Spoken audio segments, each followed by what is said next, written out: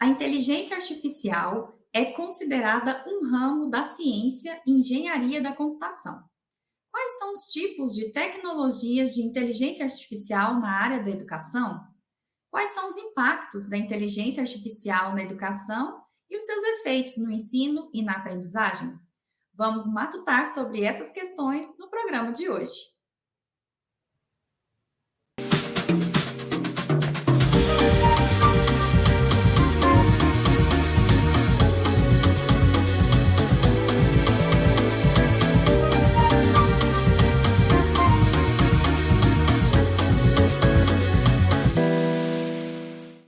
Olá, eu sou Talita Franco, apresentadora do programa Matutando, uma mulher de pele clara, cabelos cacheados na altura do ombro. Estou vestindo um vestido de cor bege com listras em azul. Ao fundo eu tenho uma estante com livros e um armário na cor bege. O intérprete de Libras que está aqui conosco hoje é o Igor Pires, um homem de pele clara, cabelos pretos e vestindo uma camisa preta. Vamos matutar hoje com o professor Lucas de Almeida Ribeiro sobre as tecnologias de inteligência artificial na educação. O professor Lucas é doutor em ciência da computação e está atuando nos cursos técnico em informática para a internet integrado ao ensino médio e bacharelado em sistemas de informação no IFG Campus Lusiânia. O corpo docente do curso de pós-graduação Lato Sensu em Inteligência Artificial Aplicada. E para você que quer conhecer um pouco mais a respeito do currículo do professor Lucas, é só acessar o QR Code que está disponível aqui na tela.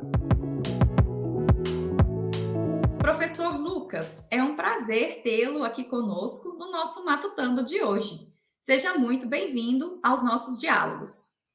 Professor, os estudos e pesquisas indicam que a inteligência artificial está relacionada ao desenvolvimento de sistemas computacionais. Você poderia falar um pouquinho para a gente sobre o que caracteriza a inteligência artificial e quais são os tipos de tecnologias de inteligência artificial que são utilizadas na área da educação? Olá, Thalita. Olá, Igor, e a todos de casa. Eu sou um homem branco de cabelo castanho e atrás de mim tem um mural com figuras e uma estante com livros e alguns bonecos.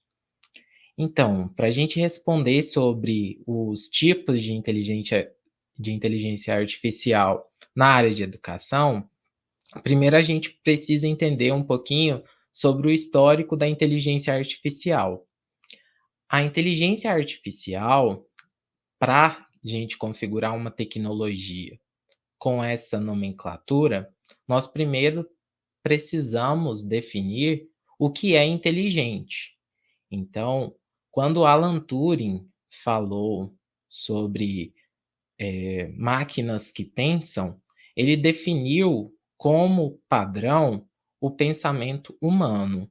E nós definimos que algo é inteligente quando ele se assemelha ao pensamento humano ou à inteligência humana. Dessa forma, a inteligência artificial, ela tenta imitar o pensamento humano na tomada de decisão e no desempenho de algumas ações. Na área de educação, nós podemos entender essas tecnologias quando elas são aplicadas, por exemplo, em chatbots ou em ferramentas de busca, ferramentas de entendimento dos nossos alunos e em tecnologias como, por exemplo, os tutores inteligentes. Para ser uma tecnologia considerada de inteligência artificial, a tecnologia deve buscar aprender, perceber o mundo e interagir com o mundo, dessa forma simulando o processo cognitivo do ser humano. Essa abordagem, ela é trazida tanto por Alan Turing na década de 50, quanto por John McCarthy ainda na década de 50 também. E a gente foi aprimorando o entendimento sobre máquinas que podem pensar.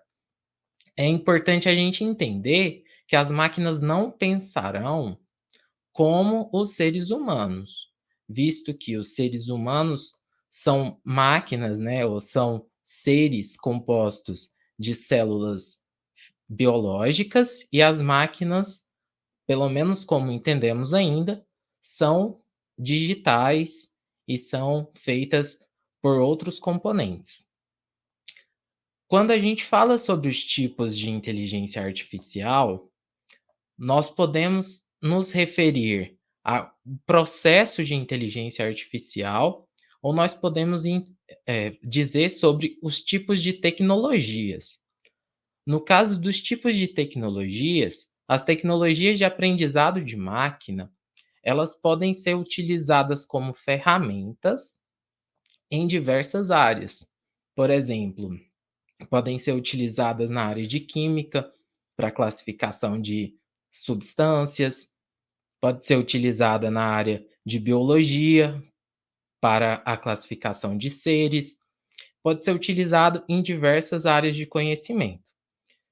Além do aprendizado de máquina, que é um dos subcampos da inteligência artificial, uma das áreas que está ganhando bastante enfoque é o processamento da linguagem natural, onde as máquinas tentam reconhecer e entender quais os símbolos que utilizamos para nos comunicar e qual é o sentido desses símbolos. Ou seja, o que os nossos signos, o que as palavras ou os conjuntos de palavras que utilizamos significam e como eles têm relação entre si. Dessa forma, essas tecnologias podem ser aplicadas pa na educação, para auxiliar os estudantes no entendimento de alguns conteúdos. Outras áreas de pesquisa que têm sido utilizadas no campo de inteligência artificial aplicada à educação são trabalhos relacionados a softwares de recomendação de conteúdos. Professor Lucas, e falando sobre ferramentas de tecnologias de inteligência artificial, uma que tem sido bastante comentada nos últimos tempos é o Chat GPT, lançado em 2022. Afinal, o que é o Chat GPT e quais os desafios e efeitos para o processo de ensino-aprendizagem? O Essa aí pergunta é bastante interessante, Thalita. O chat GPT, a primeira parte do chat, da palavra, né, o chat, faz alusão aos robôs de chat ou robôs de comunicação, que são chamados de chatbots, com inteligência artificial. A segunda parte da palavra, GPT, diz respeito a tecnologia de inteligência artificial que é utilizada na construção dessa ferramenta. Essa tecnologia é chamada de transformadora geradora pré-treinada. O que seria isso? Seriam máquinas de inteligência artificial que utilizam bases de dados gigantes, né, com muito conteúdo de texto, para entender o modelo de linguagem humana. Esse modelo de linguagem humana, ele é treinado de forma prévia para aprender a estrutura da comunicação humana. Ou seja, quando eu falo comunicação humana, quais são as próximas palavras ou qual é a próxima palavra que me vem em mente e que tem sentido em relação a esse primeiro significado, a esse primeiro símbolo, que seria comunicação humana. Dessa forma, o ChatGPT ele constrói uma quantidade, eh, muito grande de conexões entre palavras, ou significados, ou frases, e frases que têm relações com elas. Para acontecer esse tipo de conexão, é necessário uma quantidade muito grande de texto. E o ChatGPT utiliza milhares de domínios na internet que possuem páginas com muito texto. Por isso, ele consegue aprender quais as relações que se tem entre algumas palavras e outras, para prever, né, quais são as próximas palavras.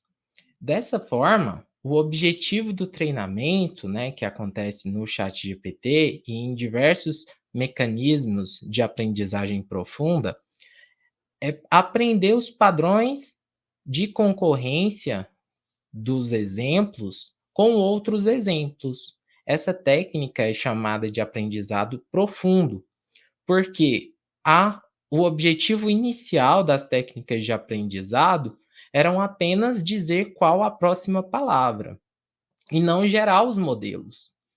E agora o ChatGPT, por exemplo, utiliza o modelo construído para novos problemas, novas situações e novos textos. Agora, falando sobre as implicações do ChatGPT no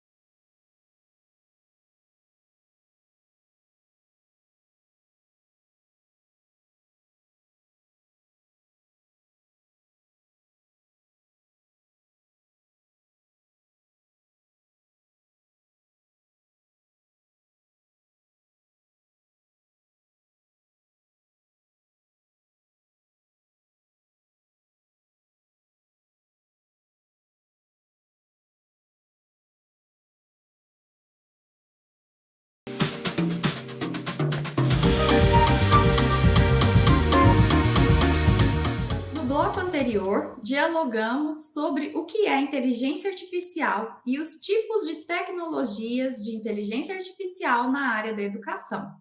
Agora vamos dialogar com os estudantes do IFG através do quadro Que Ciência.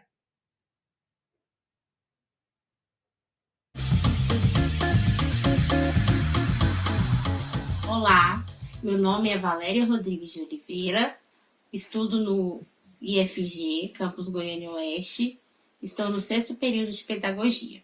E minha pergunta é: o que a ciência tem a dizer sobre o uso de tecnologias assistivas dentro do cotidiano escolar? Oi, Valéria.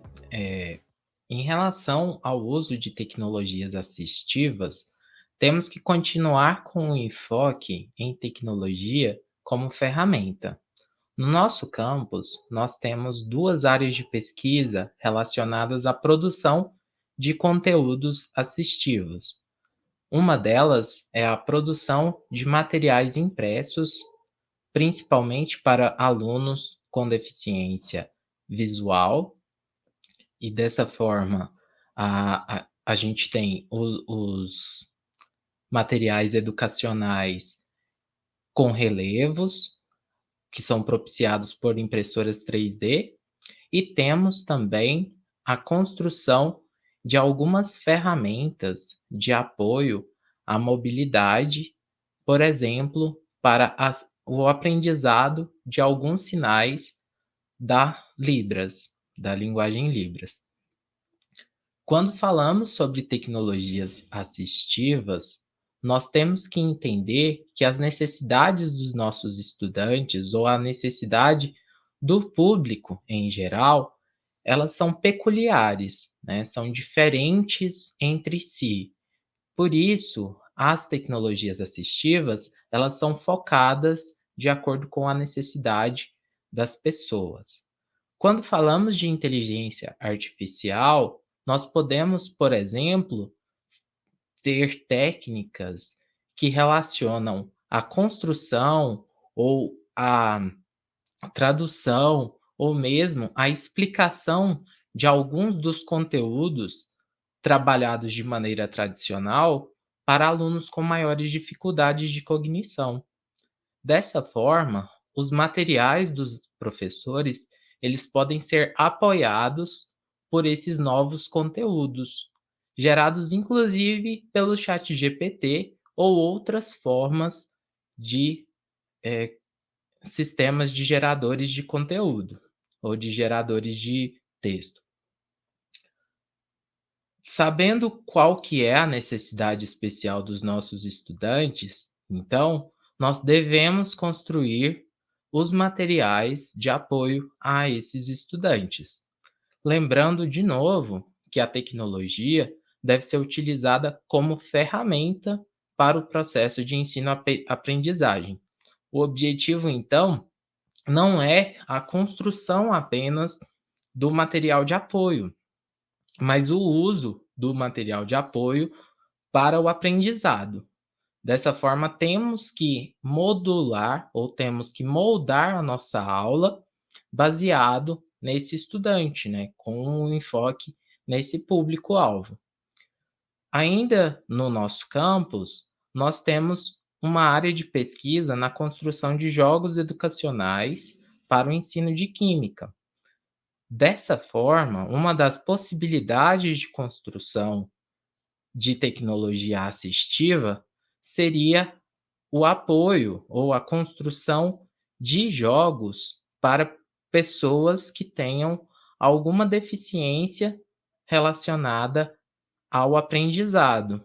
Esses jogos, eles podem explorar diferentes formas de aprendizado, então, para esses alunos com dificuldades de cognição, sendo que o processo de construção dos materiais didáticos, eles devem ser focados no tipo de necessidade que os nossos alunos têm. A ferramenta, ela é construída com base no aluno, no estudante ou no público-alvo. Uma outra vertente de uso da tecnologia seria a construção, então, de bases de materiais de apoio relacionados a estudantes com diferentes tipos de necessidade, sabendo que sempre o que devemos fazer é o estudo sobre as necessidades daquele estudante, porque nem todo deficiente visual tem o mesmo nível de deficiência. Então, podemos saber que algumas tecnologias, por exemplo, de fontes, né, de aumentar a fonte, podem ser utilizadas, podem assistir esses deficientes visuais. Porém, se eles não têm quase nenhuma percepção do mundo através dos olhos, ou, por exemplo, se eles não têm nenhum nenhuma visão, nós precisamos de algo que seja relacionado aos outros sentidos.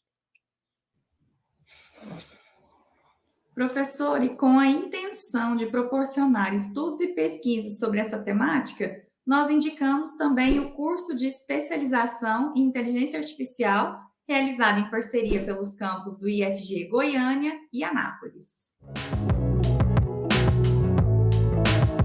Professor, dando continuidade, né, ao nosso diálogo, há anos você vem desenvolvendo estudos e pesquisas relacionados à inteligência computacional. Quais são as suas orientações em relação ao uso ético, social e legal da inteligência artificial? Quando falamos sobre a inteligência artificial, nós devemos lembrar que os algoritmos, eles não pensam naturalmente. Então, eles são passados por um processo de treinamento de aprendizado. Para que isso ocorra, nós precisamos passar para os algoritmos exemplos do que nós queremos que eles aprendam, das regras que queremos que eles aprendam. E esses exemplos, eles podem ser tendenciosos, causando nos algoritmos treinados algum tipo de preconceito. Como assim? Tivemos um problema no Twitter há alguns anos em que rostos de pessoas negras eram subvalorizados em relação a rostos de pessoas brancas. No caso, o algoritmo entendia como rosto apenas ou privilegiava rostos de pessoas brancas como rostos. Também tivemos alguns problemas há uns anos sobre o uso de tecnologias de aprendizado para recrutar pessoas, né, para recrutar empregados em uma empresa, onde o software começou a privilegiar homens brancos para as vagas, em relação a mulheres ou a pessoas com outros tipos de etnias. Dessa forma, nós conseguimos compreender que o cuidado ético em relação à inteligência artificial deve vir desde a seleção das amostras para o treinamento até a validação do modelo. Construímos o modelo e verificamos se ele não está tendencioso para algum tipo de preconceito, por exemplo, com um ataque a algum grupo ou alguma minoria. Além da seleção dos exemplos, outros cuidados éticos que devemos ter são relacionados ao uso da imagem das pessoas.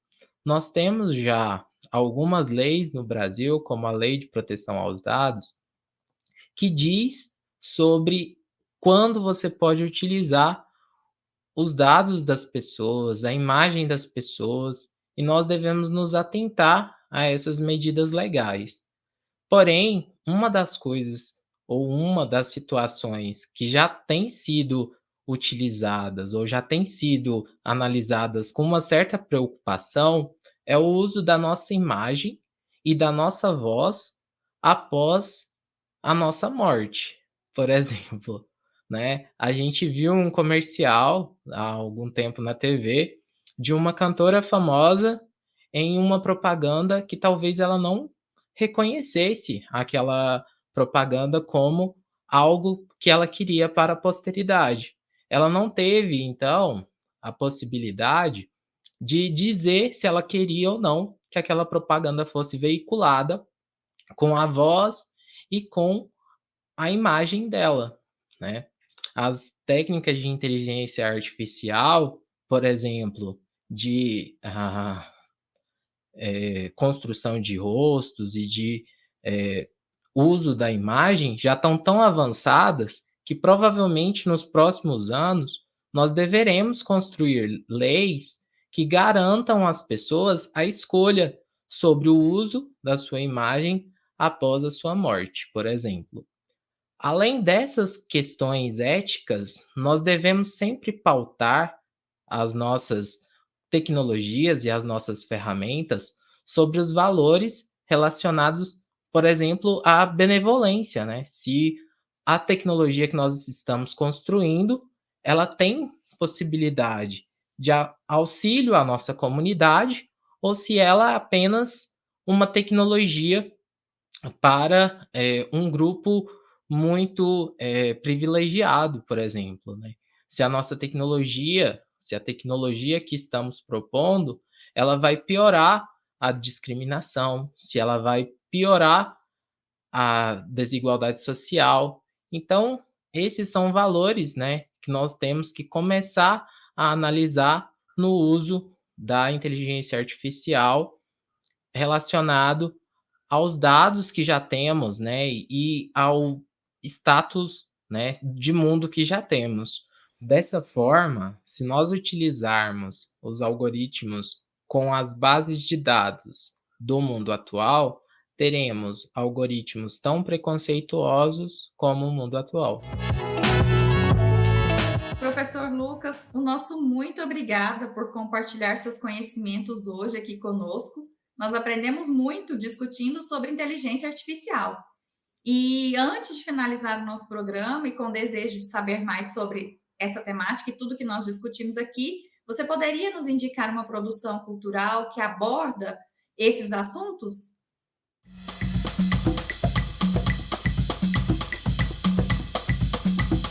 Claro, inclusive o nosso colega, o professor Wendel, no episódio, em que ele auxiliou, né, que ele foi convidado, ele já apresentou um dos exemplos, né, ou uma das produções relacionadas à temática de hoje, que é o filme Jogo da Imitação. Nesse filme são explorados alguns aspectos da vida do Alan Turing, mas também é apresentada essa problemática do que seria o pensar das máquinas, que era uma das linhas de pesquisa ou um dos assuntos que Alan Turing tinha interesse, né, um dos assuntos de interesse de Alan Turing. Além desse filme, temos também o filme Her, que traz alguma abordagem sobre a inteligência artificial ou os chatbots como propostas de interação humana. E no caso, né, do outro lado, o uso antiético, né, da tecnologia, da inteligência artificial, a série Black Mirror traz algumas das dificuldades que podemos ter quando não temos as considerações éticas sobre a tecnologia. Nesse espaço, então, discutimos sobre inteligência artificial. Gostaria de agradecer à equipe do Matutando e também ao IFG pela iniciativa.